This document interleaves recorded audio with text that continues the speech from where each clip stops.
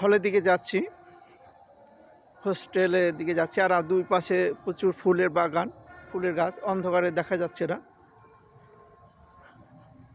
অবশ্য রাতের বেলা আমাকে মোটরসাইকেল চালাতে দেয় না, আমি অল্প অল্প চালা শিখেছি, তো ভালো করে না। আর এটা হল, আমি চারতলা থাকি, ওই যে উপরে চারতলা, এটা যাচ্ছি, একটু খাবো, রাতের খাবারটা খাবো, খেয়ে চলে যাব রুমের দিকে। আর রুমমেটের